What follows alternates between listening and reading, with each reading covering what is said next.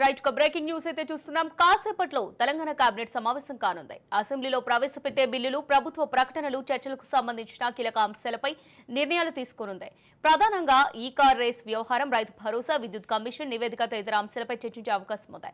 ROR 2024 bill, Panchayati Raj municipal చట్ట సవరణ bill సహా 5 ఆర్డినెన్స్లకు కేబినెట్ ఆమోదం తెలపనుంది.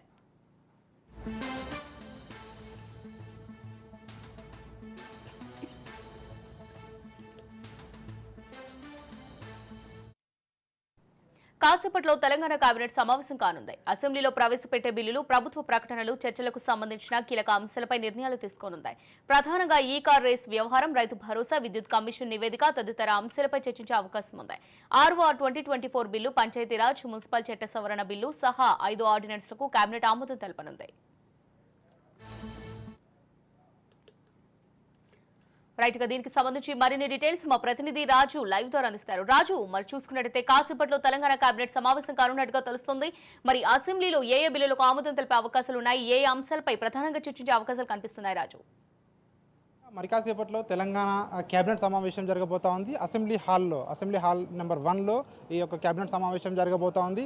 ఈ యొక్క కేబినెట్ సమావేశంలో ప్రధానంగా కొత్త ఆర్ఓఆర్ 2024 చట్టంపై ప్రధానంగా ఇందులో చర్చించనున్నారు. ముఖ్యంగా దీనికి సంబంధించి ఇప్పటికే ముసాయిదాను కూడా ప్రభుత్వం సిద్ధం చేసింది. కొత్త అంటే భూ చట్టం ఏ విధంగా ఉండాలి, గత ప్రభుత్వం తీసుకొచ్చినటువంటి ధరణి స్థానంలో భూమాత పేరుతో ఈ యొక్క చట్టాన్ని ఇప్పటికే మారుస్తామని ప్రభుత్వం ప్రకటించింది. సో ఇందులో ఏ విధంగా ఉండాలి, మార్పులు చేర్పులు కానివచ్చు, అదేవిధంగా రైతులకు ఇబ్బందులు కావచ్చు, అదేవిధంగా అప్పీల్కు ట్రిబ్యునల్స్ ఏ విధంగా ఉండాలన్న దానిపై ప్రధానంగా ఈ యొక్క చట్టంలో ప్రభుత్వం ఏర్పాటు చేయబోతా ఉంది. ఎందుకంటే ధరణిలో వచ్చినటువంటి లోపాలు ఏవైతే ఉన్నాయో ఈ ప్రభుత్వం అన్నీ కూడా వాటి లోపాలు లేకుండా సరిచేస్తామని చెప్పి ప్రభుత్వం ఇప్పటికే తెలిపింది. కాబట్టి ఖచ్చితంగా అప్పీళ్ళకు వెళ్లేందుకు ట్రిబ్యునల్స్ ఉంటాయి ఇందులో. అదేవిధంగా దీన్ని అంటే రైతులకు కానీ, అదేవిధంగా ఇతరు ఎవరైతే అమ్మాలనుకుంటున్నారో, కొనాలనుకుంటున్నారో ఆ భూమి విషయంలో కూడా ట్రాన్స్పరెంట్గా ఉండే విధంగా, అదేవిధంగా సెక్యూరిటీ ఎక్కువగా ఉండే విధంగా కూడా ఈ యొక్క భూమాత చట్టం ఉంటుందని ఇప్పటికే ప్రభుత్వం అయితే ప్రకటించింది. దీనిపై ఈ ముసాయిదాపై ఇప్పటికే చర్చించి దీన్ని కూడా కేబినెట్ ఆమోదం తెలిపే అవకాశం కూడా కనిపిస్తూ ఉంది. ఇకపోతే ఇది కాకుండా పంచాయతీరాజ్ చట్ట సవరణ బిల్లుకు కూడా కేబినెట్ ఆమోదం తెలపబోతా ఉంది. ముఖ్యంగా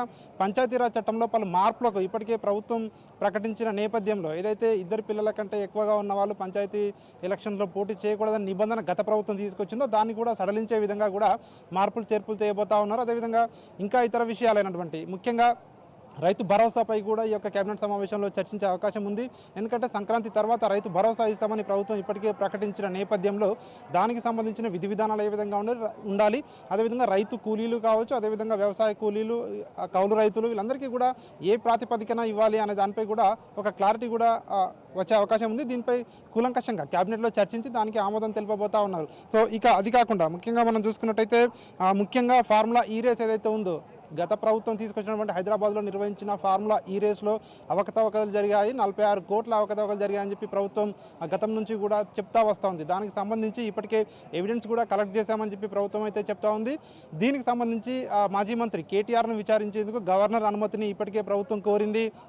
అటు గవర్నర్ కూడా ఈ యొక్క అనుమతికి సుముఖంగా ఉన్నారు, అనుమతి ఇచ్చారని చెప్పేసి కూడా ప్రభుత్వ వర్గాల ద్వారా సమాచారం అంతా ఉంది. కాబట్టి సో దీంట్లో ముందుకు ఏ విధంగా వెళ్ళాలి అనే దానిపై కూడా ఈరోజు క్యాబినెట్లో చర్చించి ఒక నిర్ణయం కూడా తీసుకోబోతా ఉన్నారు. అదేవిధంగా సంక్రాంతి తర్వాత కొత్త రేషన్ కార్డులు కూడా ఇస్తామని చెప్పి ప్రభుత్వం ఇప్పటికే ప్రకటించింది. సో కొత్త రేషన్ కార్డుల విధి విధానాలు, సో ఉన్న రేషన్ కార్డులో కొంతమందిని తీసేస్తారని చెప్పి ఏదైతే ఉందో దానిపై కూడా ఒక క్లారిటీ అంటే మొత్తం ఏ విధంగా ఉండాలి అనేది చెప్పి దానిపై కూడా క్యాబినెట్ అయితే నిర్ణయం తీసుకోబోతా ఉన్నారు. ఇక ఇది కాకుండా ఆర్ఓఆర్ చట్టం తర్వాత జియో ట్యాగింగ్తో ప్రాపర్టీ గుర్తింపు అనేది కూడా సో ఈ యొక్క ఆర్ఓఆర్ చట్టంలో ఉంటుందని చెప్పేసి ఇప్పటికే ప్రభుత్వం అయితే చెప్తా ఉంది. ముఖ్యంగా వీటితో పాటు ఇందిరమ్మ ఇండ్లు ఏ విధంగా సో ఇప్పటికే ప్రభుత్వం అయితే దానికి సంబంధించిన మొబైల్ యాప్ కూడా తీసుకొచ్చింది. కాబట్టి ప్రత్యేకంగా సో ఇందిరమ్మ ఇండ్లు సో కేటాయింపు కావచ్చు, వాటికి సంబంధించిన విధి విధానాలు ముఖ్యంగా ఈ 5 బిల్లులపై అయితే ఈరోజు అయితే ఆ క్యాబినెట్ సమావేశంలో ముఖ్యంగా క్యాబినెట్ ఆమోదం తెలిపిన తర్వాత వీటిని సభలో ప్రవేశపెట్టేందుకైతే ప్రభుత్వం సిద్ధపడతా ఉంది. ఇక మనం అసెంబ్లీ విషయాలు చూసుకున్నట్టయితే అసెంబ్లీ అంటే మొన్న మొదటి రోజు కావచ్చు, ఈ రోజు రెండవ రోజు కావచ్చు, ఎట్లాంటి సరైన చర్చ జరగకుండానే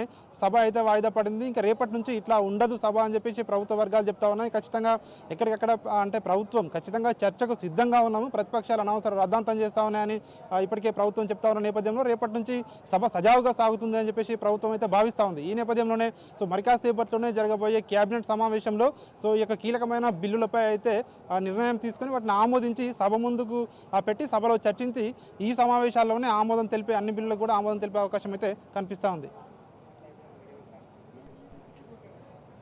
right, thanks for the updates Raju.